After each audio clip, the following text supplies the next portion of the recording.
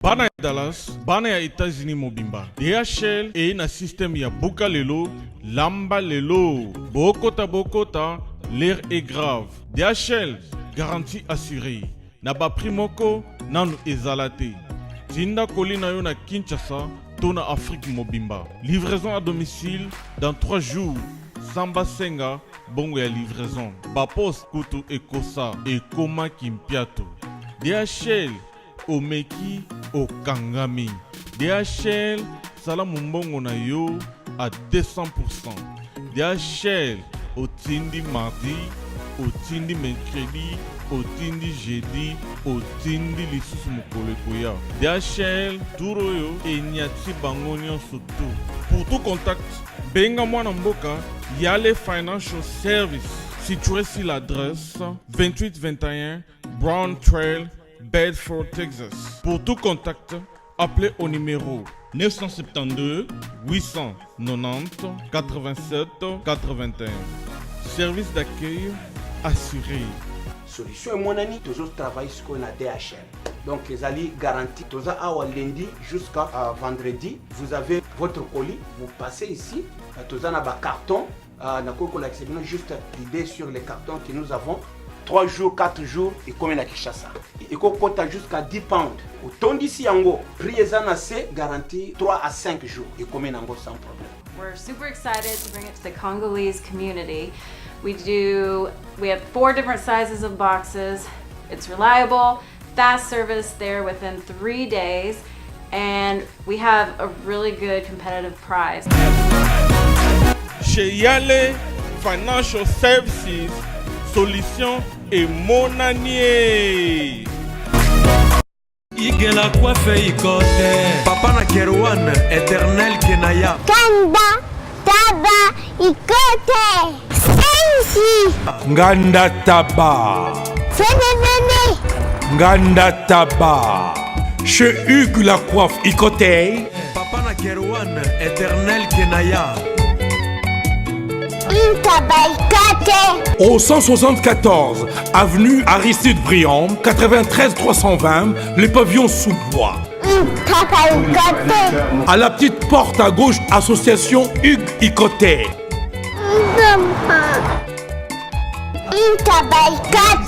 01 41 55 0000. Ntaba Ikoté. Descartes Construction et yeah! Fini l'inquiétude pour la réalisation de vos constructions de rêves en RDC au prix imbattable. Grâce à votre entreprise installée en RDC uniquement pour vous, spécialisée en construction, réfection, bâtiments, immeubles, vente de terrains, travaux publics avec les ingénieurs architectes qualifiés au prix incroyable. L'escarpe Construction est aussi spécialisée en luminosité des bâtiments et éclairage public. Installation des systèmes d'alerte, intrusion pour des maisons et véhicules et tout d'autres services. Nous acceptons aussi les paiements par tranche au prix incroyable. Pas d'hésitation avec Descartes Construction. Vous serez jamais déçus. Pour tout contact, notre email est descartesconstruction@gmail.com. Notre numéro de contact plus 447 93 92 82 813 et appelez-nous pour Kinshasa plus 243 89 91 56 86 2. Descartes Construction à Tozana Mbongo Moké, opération Tongana RDC. L'agence d'export et d'import Michel Atlantic Shipping et yé bana ya Canada, bana ya USA, bomi tongisa lisusu te. Pour tous vos achats et ventes de voitures, pièces de rechange et les accessoires possibles. Na koti na ba koli na bino na Kinshasa, bomi tongisa penza te.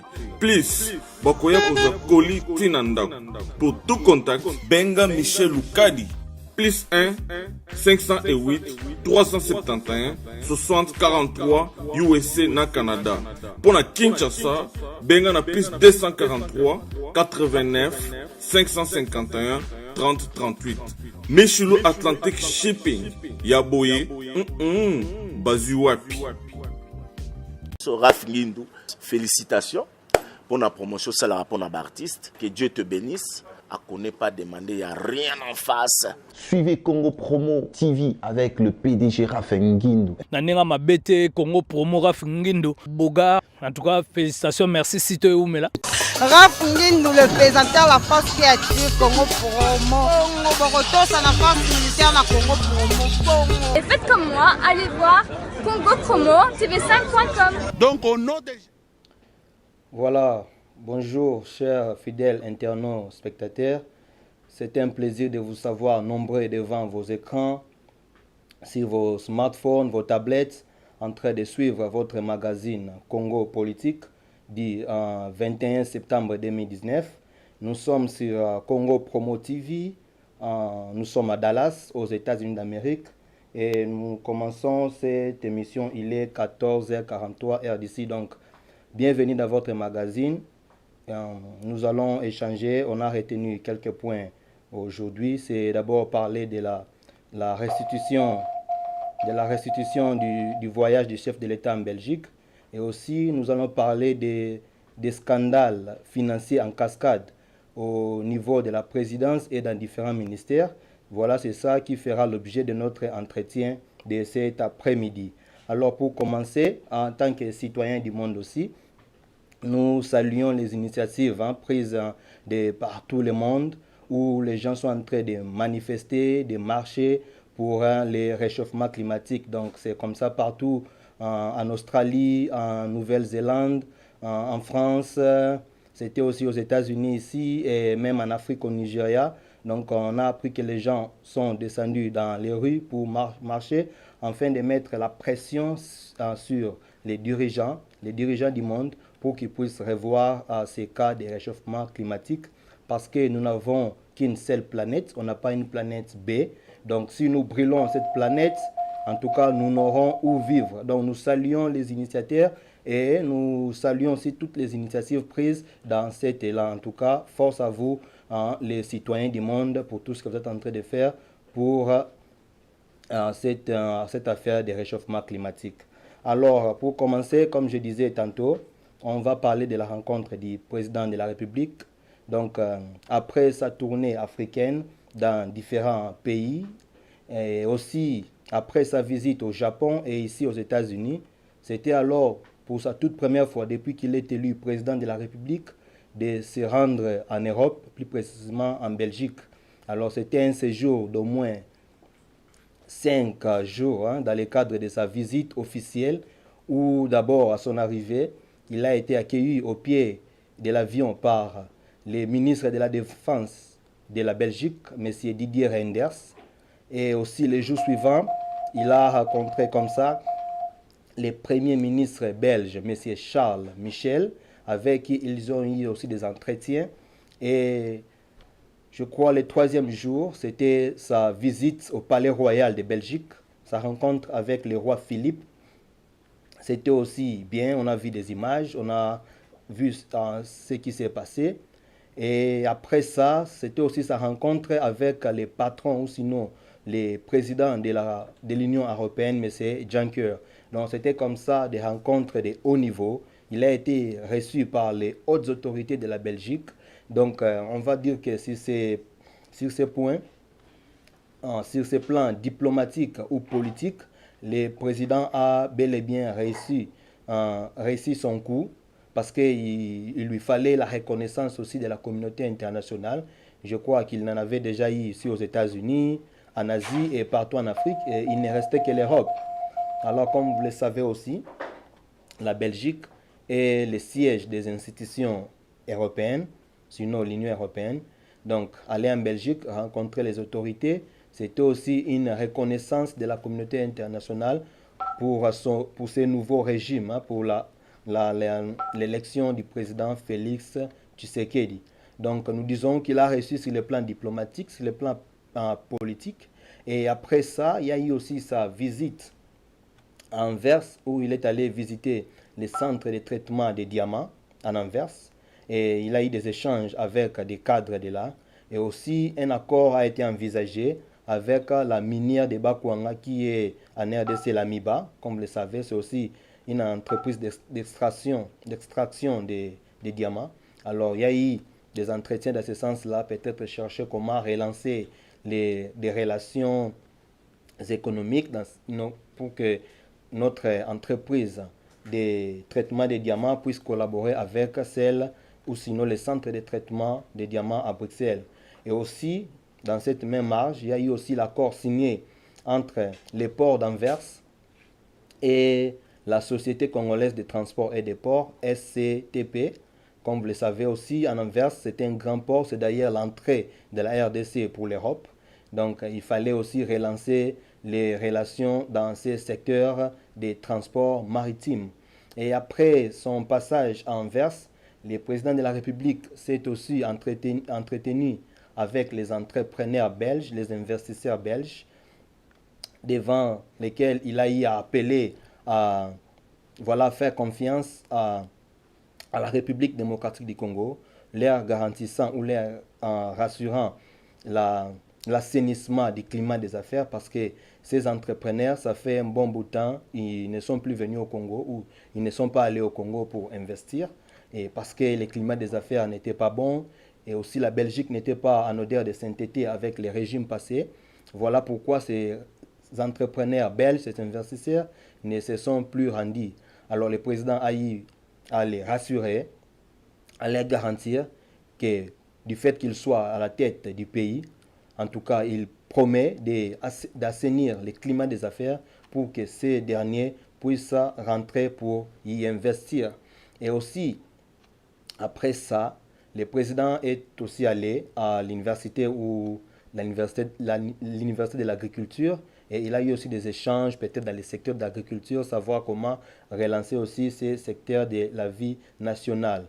Alors, comme je disais au début, sur le plan diplomatique, c'est une réussite. Sur le plan politique, c'est aussi une réussite parce que le président était ou sinon est toujours à la recherche de la consolidation de son pouvoir, parce qu'au lendemain des élections en RDC, il y a eu des contestations de partout. On a même vu la Belgique monter au créneau pour dénoncer l'élection du président de la République, Félix Tshisekedi, d'où il fallait vraiment la peine qu'il puisse, il valait la peine pour qu'il puisse se rendre en Belgique et ainsi échanger avec les autorités pour avoir aussi la confiance. En tant que nationaliste, je suis mal à l'aise de parler de ça, mais bon, c'est la politique, hein? Ça va avec, donc il faut toujours renouer des relations. Donc on disait, le président est allé relancer des relations bilatérales, des relations diplomatiques, des relations économiques avec l'ancien colon, avec les régimes passés. Il y a eu rupture dans beaucoup de domaines, dans beaucoup de secteurs, même sur les plans sécuritaires ou la défense, il y a eu rupture. Et aussi, avec l'appui de certaines ONG, entre autres, la coopération technique belge qui finançait des millions de dollars chaque année à la République, il y a eu aussi rupture dans ce sens-là.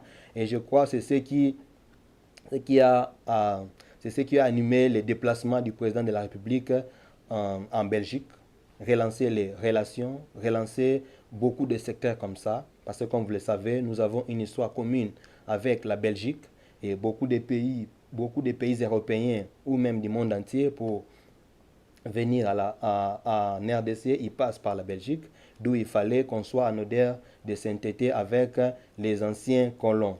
Alors, une autre question, c'est cette affaire qui fait polémique dans les réseaux sociaux, des non-accords de la signature des coopérations militaires ou sécuritaires avec la Belgique. Comme vous le savez, dans le passé, les instructeurs belges venaient au Congo pour former les officiers congolais. Alors il y a eu rupture et le président est allé aussi pour relancer ces secteurs. Mais il n'y a pas eu accord. Bon, il y a beaucoup de polémiques sur ce sujet. Je ne vais pas vraiment entrer dedans. Mais tout ce que je sais, ça n'a pas été signé. Espérons que dans les semaines qui suivent ici, peut-être dans les jours qui suivent, il y aura enfin cette signature, il y aura enfin cet accord pour que les instructeurs belges, les militaires belges, reviennent en RDC pour former nos officiels. Donc, c'était ça, un peu en bref, les condamnés, ou sinon la restitution du séjour du président de la République en Belgique. Donc, beaucoup de questions, mais il y a aussi beaucoup de sujets qui restent pendants. Donc sur le plan économique, on ne sait pas encore si les entrepreneurs belges vont réserver une suite favorable à sa demande. Ça sera une bonne chose parce qu'il faudra vraiment relancer notre économie. Comme vous le savez, elle n'est pas diversifiée, d'où il fallait que les investisseurs viennent, qu'ils puissent investir, ainsi créer l'emploi pour absorber le chômage qui gangrène notre pays. Et toujours dans le cadre des voyages, le président, après son séjour en Belgique, il va se rendre aux États-Unis, aux USA, aux États-Unis d'Amérique. C'est en marge de l'Assemblée générale des Nations Unies qui se tiendra à New York. Donc ça sera du 21 au 30 septembre. Il va venir avec une forte délégation ici, aussi pour prendre part à ces assises internationales. Donc ça sera comme ça sa toute première participation depuis qu'il est élu au sommet de l'État congolais. Donc il va devoir passer du haut de la tribune des Nations Unies pour ainsi plaider pour la cause de la RDC.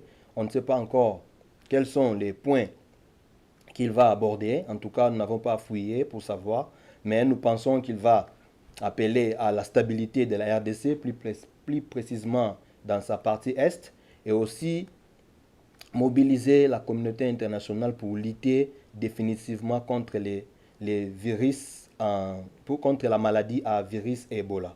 Donc il sera ici, on suivra de près et on ne manquera pas de faire aussi la restitution de son voyage ici, d'ailleurs qui est son deuxième voyage ou sinon son deuxième déplacement au pays de l'oncle Sam. Donc nous lui souhaitons déjà bienvenue et je crois qu'il parlera au nom du pays et il va parler de bonnes choses pour l'avancement ou sinon plaider pour le développement et la stabilité de notre pays. Alors passons maintenant à notre point qui fera vraiment l'objet majeur de cet entretien. C'est des scandales financiers ici et là, des détournements, des vols au sein des différents ministères et aussi au niveau de la présidence. Il y a beaucoup de cas comme ça. Depuis l'élection du président jusqu'à aujourd'hui, il n'y a que des scandales. Et surtout ces derniers temps, on signale pas mal de choses sur le plan financier, des détournements. C'est chaque jour qui passe qu'on découvre des choses. C'est après chaque jour qu'on apprend des scandales ici, des scandales là-bas. Alors on va vraiment voir, essayer d'analyser, de savoir qu'est-ce qui se passe au juste. Parce que, comme vous le savez, nous sommes en plein état de droit. Donc, on ne dit pas que c'est la première fois que ces choses se passent. Avant, avec les régimes passés, il y en a eu plein de scandales, plein de détournements. Mais seulement que, comme les gens étaient étouffés, on ne savait plus, en tout cas, en parler. Et cette fois-ci, comme on est en pleine démocratie, l'état de droit, en tout cas, les gens s'en approprient et voilà, ils montent au créneau pour dénoncer. Il suffit qu'il y ait un scandale, qu'il y ait une malversation et voilà, ça tombe sur les réseaux sociaux et ça provoque des tollés, donc les gens en parlent. Donc nous saluons en tout cas cet avènement de l'état de droit qui permet à tous les citoyens de pouvoir contrôler les dirigeants. Comme vous le savez, c'est le peuple qui donne le pouvoir à un groupe d'individus pour qu'ils puissent les diriger. Donc ils ont le droit de surveiller ou sinon de contrôler ces dirigeants.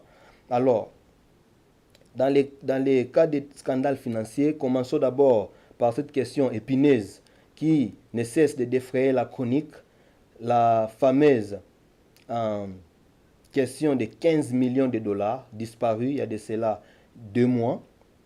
Et cette question qui est loin d'être finie, cette page qui est loin d'être tournée, on ne sait pas, en tout cas les gens cités, impliqués dans cette affaire, si ils tiendront le coup. Nous ne savons pas jusqu'où ils tiendront parce que la clameur publique, en tout cas la société civile, c'est tous les médias qui en parlent, les 15 millions disparus, les gens veulent retrouver cet argent.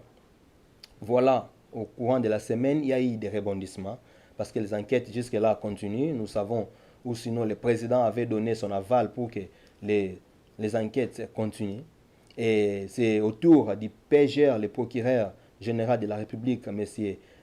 Flori Kabange Numbi, qui a interdit à quiconque de commenter sur le sujet. Pourquoi? Parce qu'il dit la justice s'est déjà saisie de la question et que personne ne peut encore y revenir, personne ne peut commenter, que la justice fasse son travail. Mais oui, c'est bien bon, monsieur le procureur général, d'appeler à ce qu'on ne puisse pas enfreindre à la justice. Mais aussi, vous devez savoir qu'il ne faudra pas non plus tomber dans les mêmes coups, celui d'enfreindre aussi à la vie normale de la démocratie. Parce que les gens ont droit à l'expression, les gens doivent parler, les gens doivent critiquer s'il est faux. Et pour ces cas, je pense qu'il sera difficile, cette question qui fait tâche, faire taire les gens pour qu'ils n'en parlent plus. En tout cas, ça sera encore une zone d'ombre de plus, de trop sinon. Donc, laissez les gens parler, vous faites votre travail, menez des enquêtes pour que les choses soient tirées à clair. Parce que dans ces pays, on a connu pas mal des enquêtes, mais qui n'ont abouti à rien, ou sinon qui n'ont même pas abouti.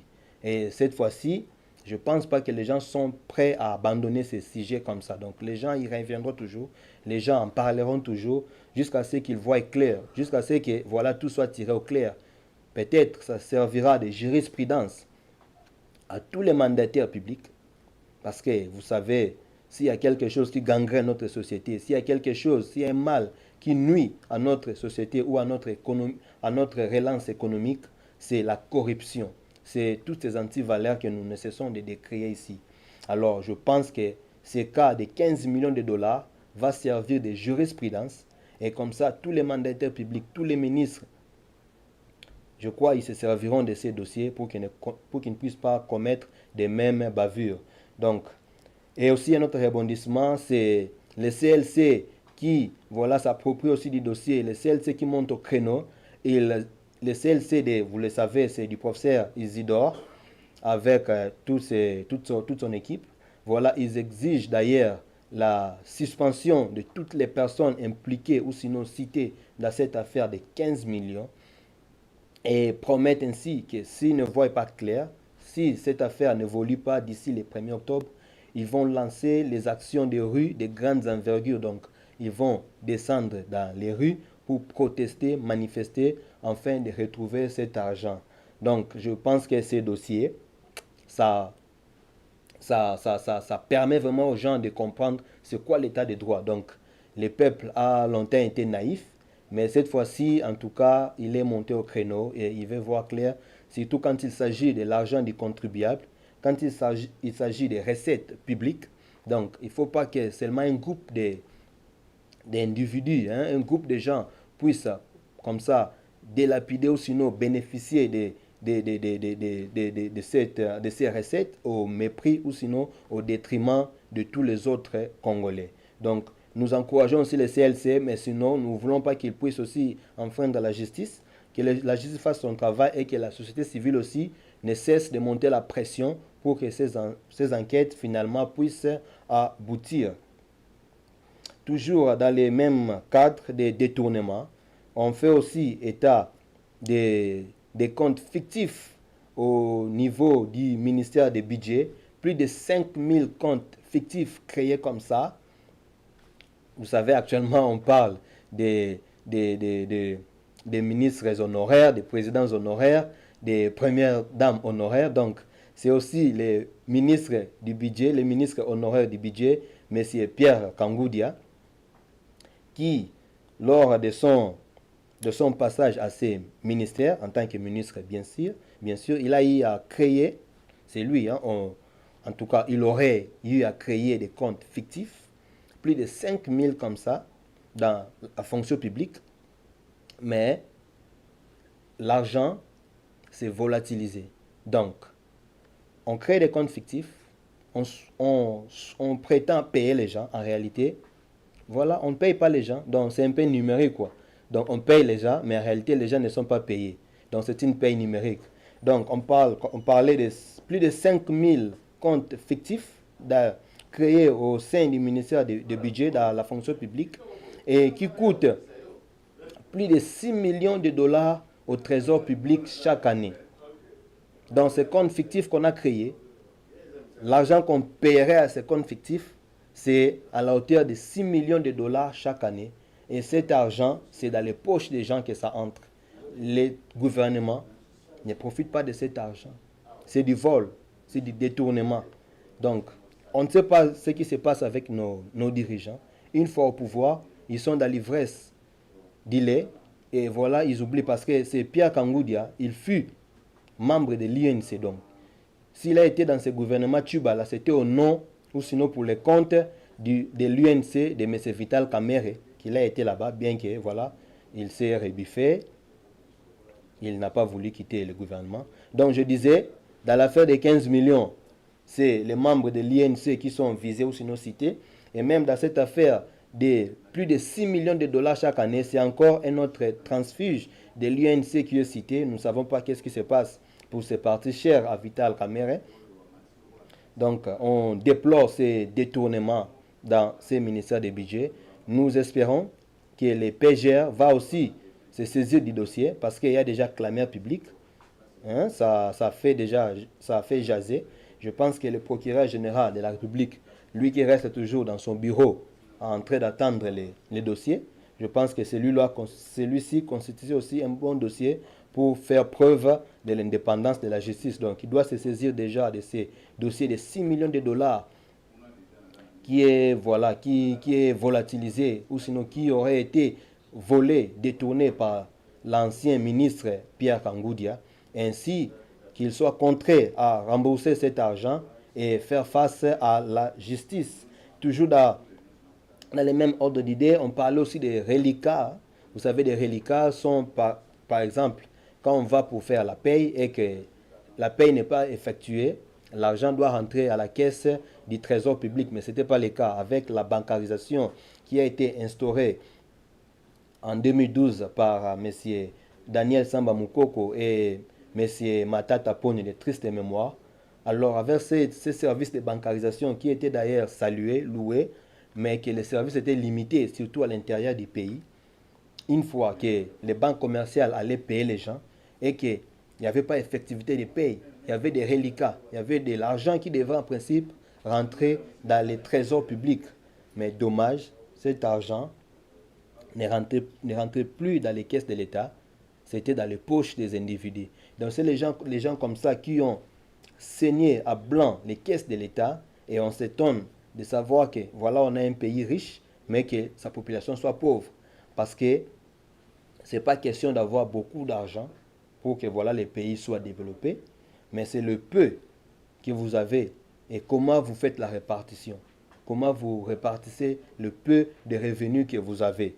Donc, à chaque fois qu'il y a l'argent qui sera toujours détourné comme ça, on aura même des budgets de 15 milliards de dollars, on aura des budgets de 20 milliards de dollars, mais tant qu'il y aura toujours l'impunité, la corruption, en tout cas, le peuple congolais, la population congolaise restera toujours pauvre. Donc, nous voulons que, en tout cas, nous appelons à la justice de tirer au clair cette affaire. Il ne faut pas attendre pour que voilà, les gens fuient et pour venir crier après. C'est le moment.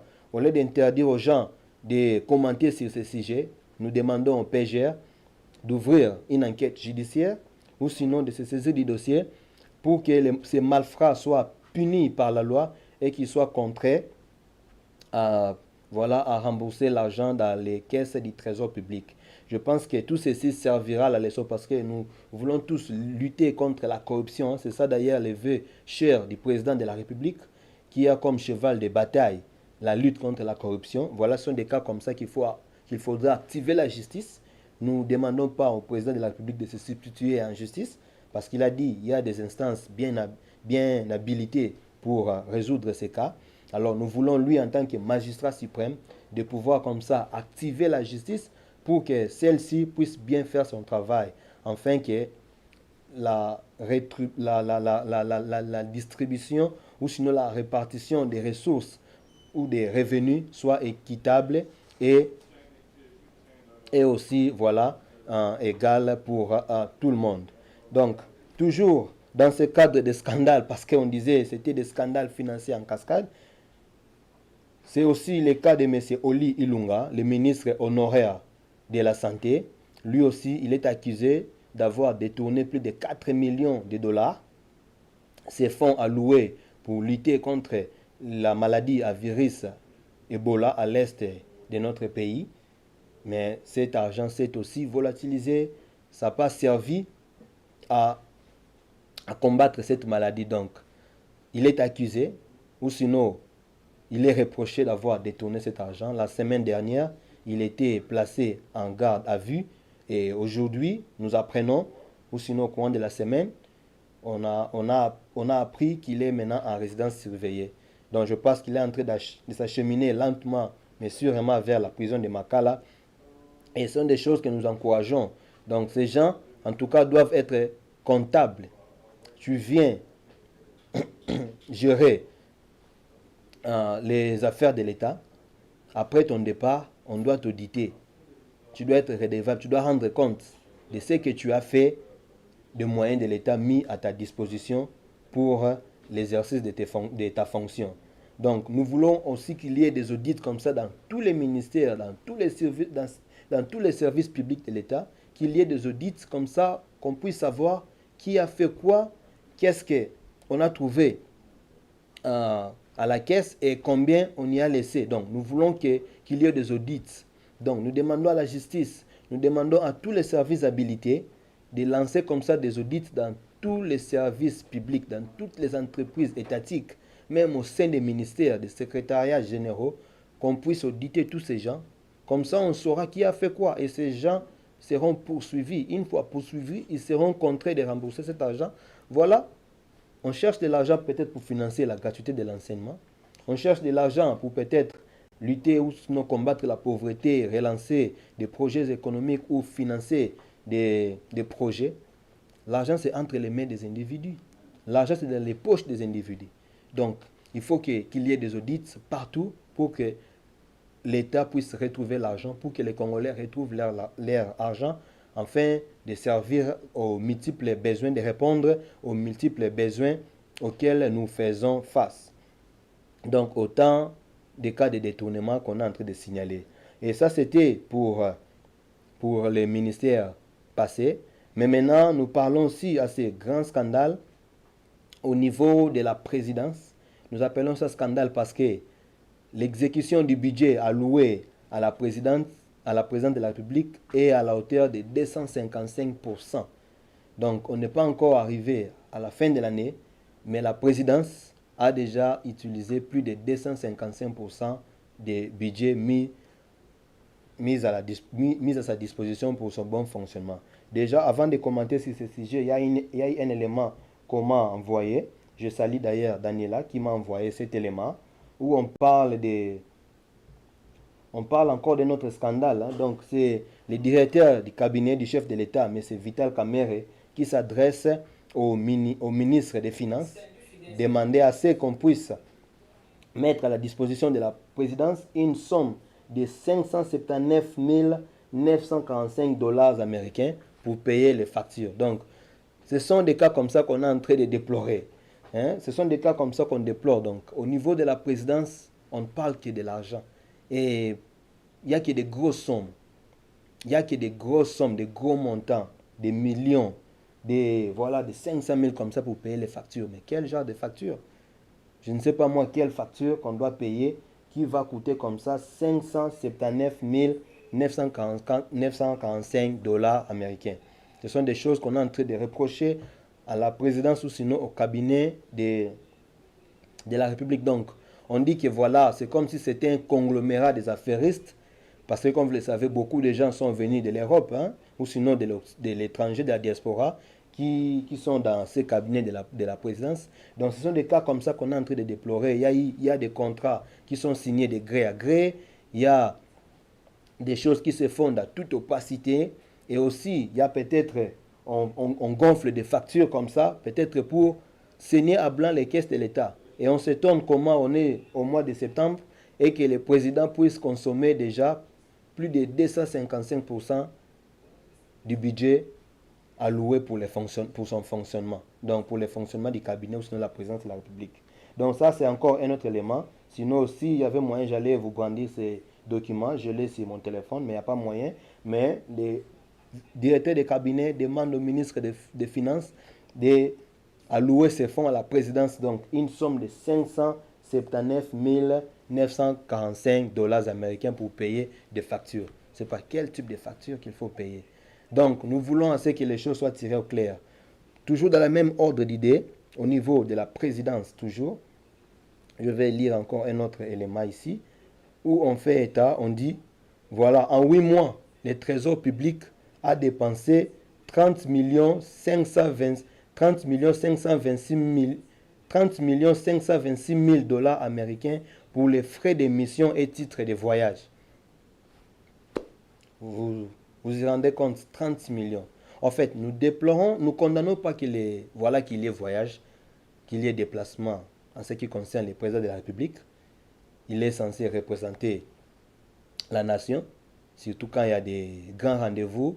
Par exemple, il y aura Assemblée générale de l'ONU, donc il doit être là.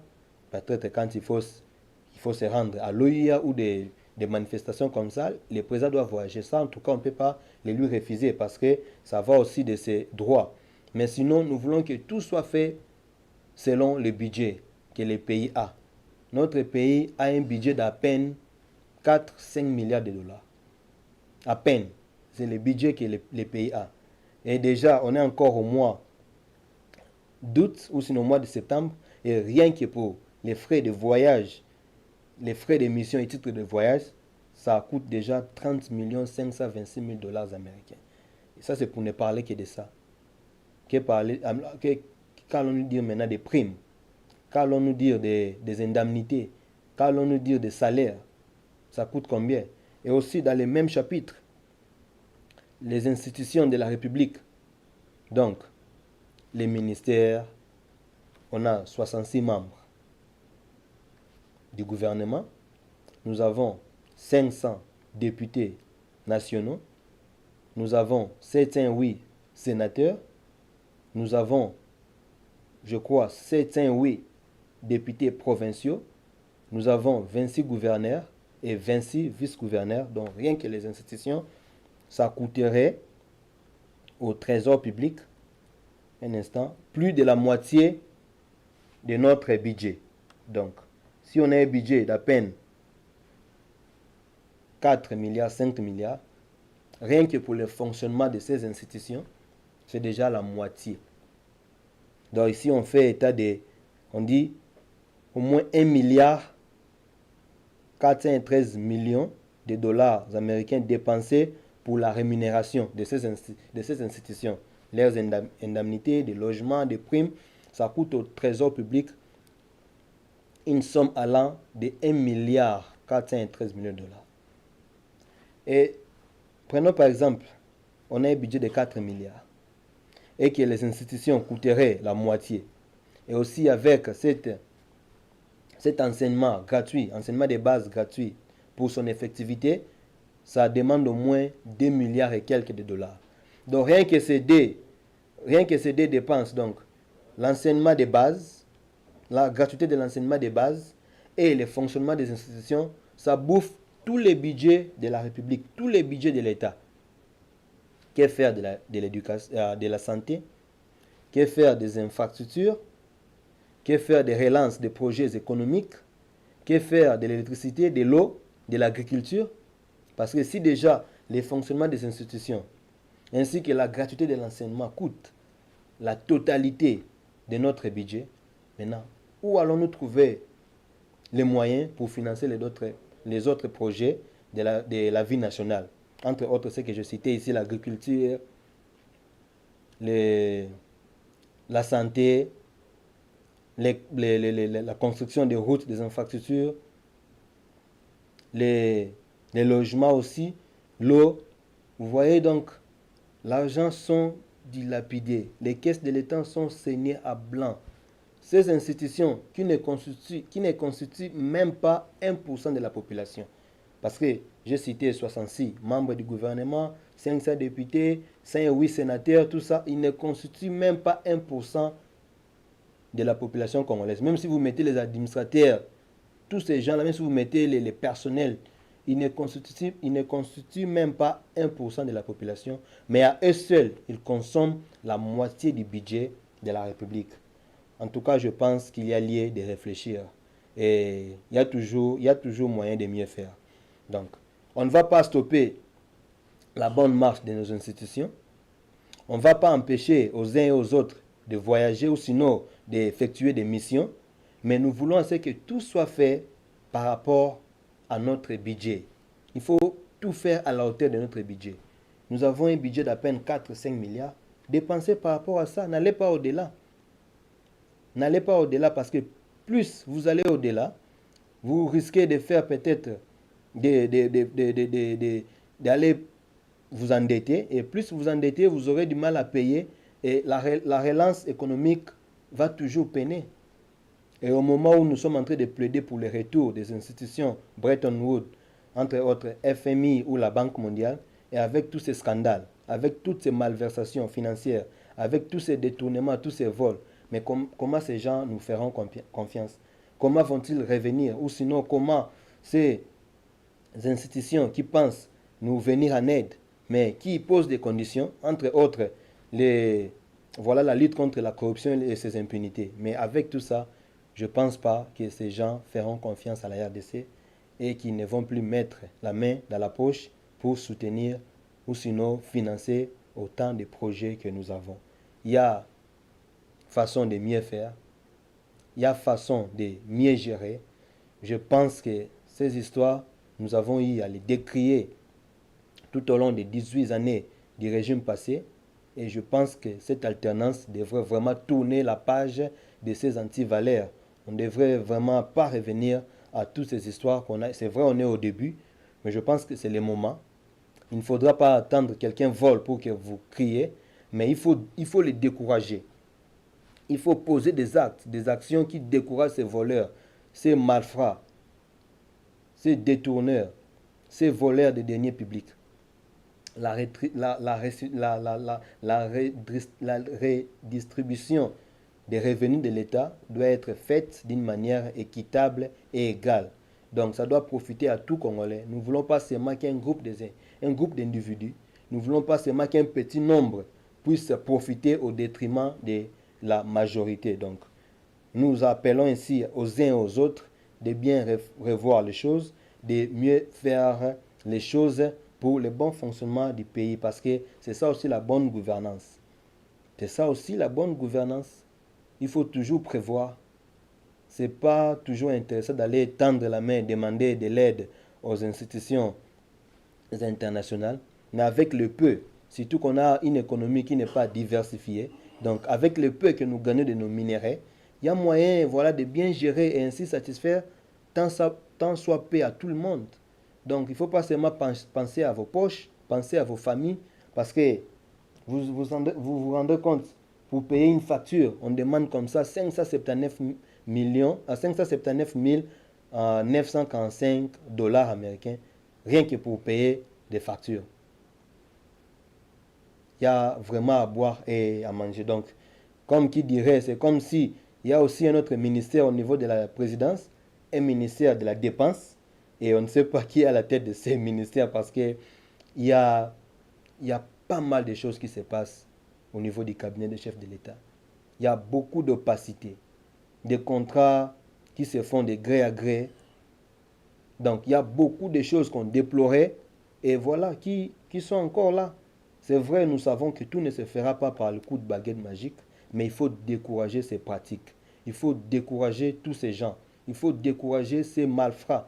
Ils sont là pour rendre service à l'État. Ils sont d'abord là pour servir le peuple et non se servir et seul. Donc, nous voulons que le président de la République, lui qui a une vision, ou sinon qui a comme lutte contre la corruption, son cheval de bataille pour ce quinquennat, nous voulons qu'il puisse comme ça activer surtout les institutions judiciaires pour que ces dernières puissent suivre de près toutes ces malversations et ainsi punir ces gens et permettre à ce que les pays retrouvent de l'argent pour financer tant de besoins que nous avons.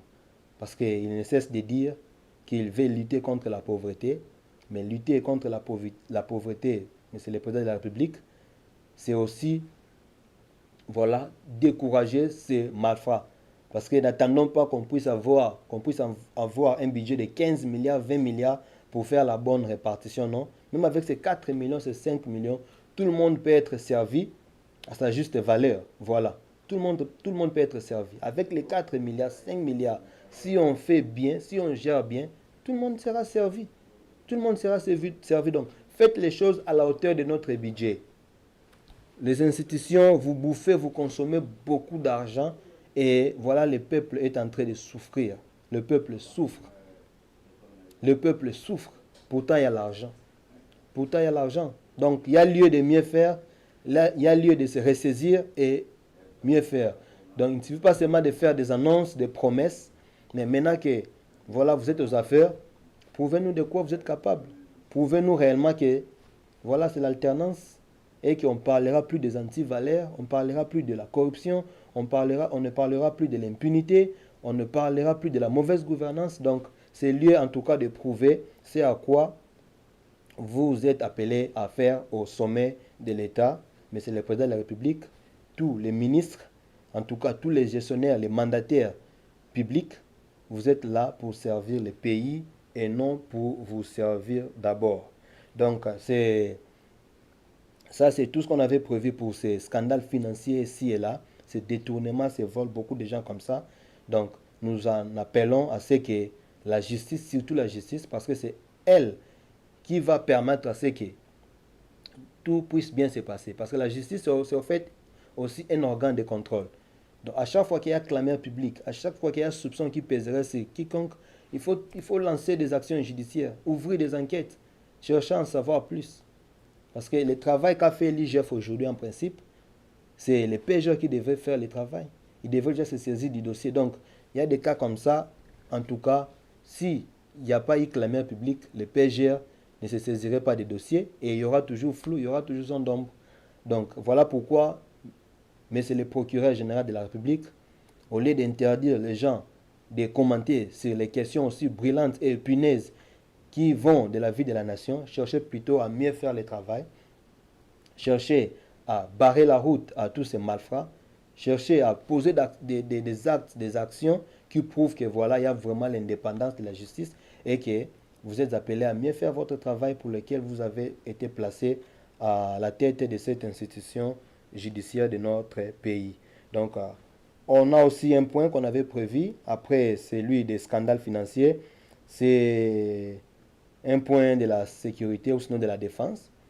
Donc, comme vous le savez, le chef de l'État, monsieur le président Félix Tshisekedi, lors de sa campagne électorale, avait promis à ce que s'il était élu, il s'installerait ou sinon il installerait les QG des FARDC à Beni pour essayer de pacifier cette partie de la République tant meurtrie.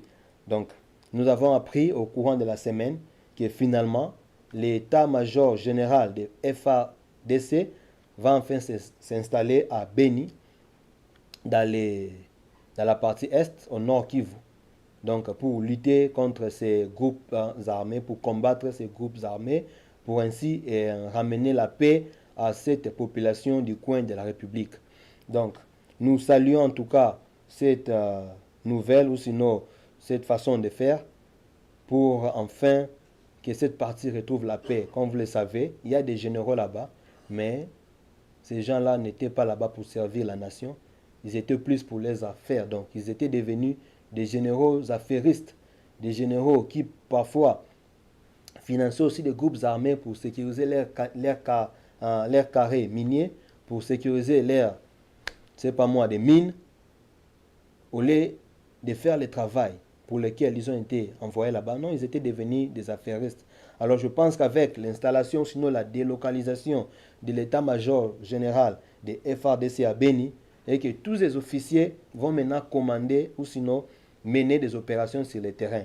Parce qu'on déplorait aussi du fait que voilà, il y a la guerre à l'Est, mais ces gens restaient toujours à Kinshasa, ces généraux restaient toujours à Kinshasa, ils commandaient de loin. Vous savez, quand vous n'êtes pas sur le terrain, quand vous donnez des injonctions, parfois ce n'est pas bien suivi, parfois ce n'est pas bien exécuté. Ou peut-être vous envoyez des fonds, voilà, c'est dévié ou c'est détourné. Mais je pense que du fait qu'ils seront eux-mêmes sur le terrain. Donc là, je vois déjà le général chef d'état-major, M. Célestin Mbala, M. Célestin Mbala et avec toute son équipe. Donc ils vont s'installer là-bas. Et je crois que cette fois-ci, on va parler de la paix dans la partie est de notre pays. Donc le nord, les Sud Kivu, les Maniema, aussi une partie du Katanga et une grande partie de la province orientale où on fait encore état de beaucoup de morts. Donc au courant de la semaine, 25 morts. Donc il y a eu encore des massacres, il y a eu encore des tueries au niveau de Djougou. Donc ça a encore ressurgi et nous pensons qu'avec cette installation de l'état-major général à l'Est, donc ça va permettre à ce que voilà, qu'on ne puisse plus connaître tous ces théâtres de massacres, tous ces théâtres de violence dans la partie est de notre pays. Donc donnez au moins à ce peuple qui a tant souffert, donc lui donner la paix et comme ça lui donner aussi le pain. Parce que cette partie de la RDC est richement bénie, donc non seulement avec les minéraux, mais aussi en agriculture. Donc s'il y a vraiment la paix à l'est de notre pays, donc les gens, au-delà des minéraux et tout ça, les gens vont faire l'agriculture et ils vont comme ça nourrir peut-être toute la République. Donc nous saluons en tout cas ces gestes ou sinon cette volonté politique du président de la République. Donc on dira que chose promise, chose faite. En tout cas, nous lui tirons les chapeaux et nous voulons que ça continue comme ça. Donc il ne faut pas seulement promettre, mais quand vous promettez, pensez aussi à poser des actes, des actions qui concrétisent vos paroles. Donc nous voudrons que les généraux, une fois sur le terrain, puissent en tout cas traquer ces groupes armés jusqu'à leur dernier retranchement. Tous les groupes armés, que ce soit ceux des étrangers ou ceux des nationaux, en tout cas, il faut mettre fin à l'existence de tous ces groupes armés et ainsi ramener la paix dans cette partie de la RDC. Donc, toujours dans le même cadre, il y a aussi la MONUSCO qui a lancé une action appelée Solubut, donc lutte contre l'insécurité. Donc la MONUSCO dit avoir mis à la disposition de la police nationale congolaise les moyens de son travail. Donc comment répondre rapidement à chaque fois qu'il y a l'insécurité où on signale des actes quand on signale des actes de massacre, comme vous le savez, surtout à Beni, à Butembo, il y a des actes comme ça à répétition, des actes de tuerie en masse. Donc à chaque fois que vous remarquez qu'il y a des éléments suspects, ils ont mis des moyens pour que la police puisse répondre le plus rapidement possible et ainsi mettre la main sur tous ces badauds, sinon tous ces individus qui menacent la paix de nos très chers compatriotes de cette partie de la République. Donc nous saluons aussi cette initiative de la MONUSCO, mais nous le demandons aussi de beaucoup faire parce que nous avons une plus grande mission mondiale, c'est en RDC, pour ceux qui sont de l'ONU. Donc ils ont beaucoup d'éléments, ils ont tous les moyens, mais ces gens préfèrent passer pour observateurs, quoi. Donc au lieu de mener des actions, chaque fois qu'on signe des cas comme ça, non, ils préfèrent plus que les FRDC agissent pour qu'ils puissent venir en aide. Mais je ne pense pas, ce n'est pas ça la mission qui leur a été assignée. Donc vous avez tous les moyens, les éléments de la MONUSCO. Donc il y a lieu de mieux faire pour que cette partie de la RDC soit pacifiée. Et aussi pour finir ces chapitres de la sécurité de la défense, donc on fait aussi, ou sinon on a appris la mort de M. Sylvestre Madakumura. Il est le chef suprême, ou sinon l'autorité morale des FDLR, donc les forces démocratiques pour la libération du Rwanda. C'est ces groupes rebelles rwandais, des Hutus rwandais, qui s'est installé dans notre pays il y a de cela plus de 2 décennies. Donc ils sont là, au lieu de s'attaquer au régime auquel ils s'opposent, donc le régime de Kigali, mais ces gens ont préféré tourner leurs armes vers la RDC pour traquer ou sinon pour déranger la quiétude de notre population des Nord. Donc ils sont au Nord et au Sud Kivu. Donc c'est comme ça, depuis plus de 2 décennies, que ces gens menacent la paix, sévissent, ils sèment la terreur. Et nous sommes contents, très heureux d'apprendre la mort de leurs dirigeants, de leurs chefs, leur autorité. Donc, ce monsieur a été abattu et cette mort a été revendiquée par les éléments de FARDC, donc Forces armées de la République démocratique du Congo. En tout cas, nous saluons aussi les prouesses de nos hommes en uniforme. En tout cas, on ne dirait pas que c'est la première, mais c'est quand même un grand pas. Parce que, comme vous le savez, il y a beaucoup de groupes armés et les FDLR, à l'occurrence des ADF Nalu et des LRA, restaient en tout cas l'un des plus grands. Et déjà, couper la tête de ces groupes armés, donc abattre son responsable, je crois que ça va peut-être terrifier les restes ou ça va en tout cas diminuer l'influence du reste du groupe et peut-être chercher à les traquer, comme on disait, jusqu'à leur dernier retranchement pour que ces gens n'existent plus et que notre population puisse enfin retrouver la paix et la quiétude. Donc nous saluons les prouesses de nos forces armées, de nos hommes en uniforme. En tout cas, coup de chapeau, merci pour le service que vous êtes en train de faire. Donc maintenant, nous apprenons que s'il y a vraiment la volonté politique, en tout cas, les gens peuvent mieux faire. Tout ce qui manque à notre pays, c'est la volonté politique. Oui, on peut dire qu'il n'y a pas de moyens, mais le peu de moyens que nous avons, si nous sommes animés de bonne volonté, celle de servir la nation, celle d'aider la nation, en tout cas, nous pouvons mieux faire. Donc, nous saluons la volonté politique du président de la République dans ce sens-là. Et aussi, nous saluons les prouesses de nos vaillants combattants, de nos vaillants soldats de la République démocratique du Congo. Donc, c'était un peu ça, ce qu'on avait prévu pour notre entretien d'aujourd'hui. Donc, nous sommes revenus sur la restitution du voyage du président de la République en Belgique. Nous avons parlé des scandales financiers au sein des différents ministères et au niveau de la présidence. Et aussi, on a parlé de cette question de sécurité, de défense dans la partie est de notre pays. Donc, encore une fois, nous vous disons merci. Merci d'être là, d'être nombreux. Vous étiez en tout cas, je dirais même des milliers, des centaines à nous suivre sur Congo Promo. Et merci de votre fidélité, de votre attachement à ces magazines qui est animé par votre frère Blanchard Kassongo. Et si vous avez aimé cette émission, il faut en tout cas dire merci à une personne, l'ingénieur Raf Ngindu, qui est aussi le boss de Congo Promo. En tout cas, merci pour ces beaux travail. Et aussi, nous vous remercions, vous tous qui nous soutenez de près et de loin. Donc, mon assistant technique, l'ingénieur Toné Soué Moussoungaï, vous êtes nombreux, mes frères. Enoch, Badi Banga, José Koulenfouka, vous tous, vous êtes nombreux. En tout cas, merci pour l'assistance. Et une fois de plus, merci de nous avoir suivis. Nous vous souhaitons de passer en tout cas un bon week-end à vos familles et que Dieu bénisse la RDC, que Dieu bénisse la population congolaise. Donc quant à moi, je vous dis déjà au revoir. On se voit au prochain numéro, le samedi prochain, pour scruter, analyser les questions de l'heure. Donc merci, bye bye. Ciao. Bana ya Dallas, bana ya États-Unis mobimba. DHL et na système ya buka lelo, lamba lelo. Bokota, l'air est grave. DHL, garantie assurée. Na ba primoko, nanu ezalate. Tinda kolina yo na Kinshasa, tona Afrique mobimba. Livraison à domicile dans 3 jours. Samba Senga, bongo ya livraison. Bapos kutu ekosa, ekoma kimpiato. DHL, omeki okangami.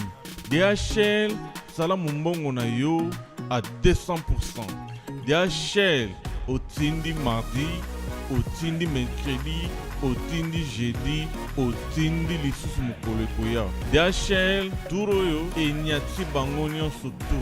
Pour tout contact, benga mwana mboka Yale Financial Service, situé sur l'adresse 2821 Brown Trail, Bedford, Texas. Pour tout contact, appelez au numéro 972 890 87 81. Service d'accueil assuré. Solution et mon ami, toujours travailler sur la DHL.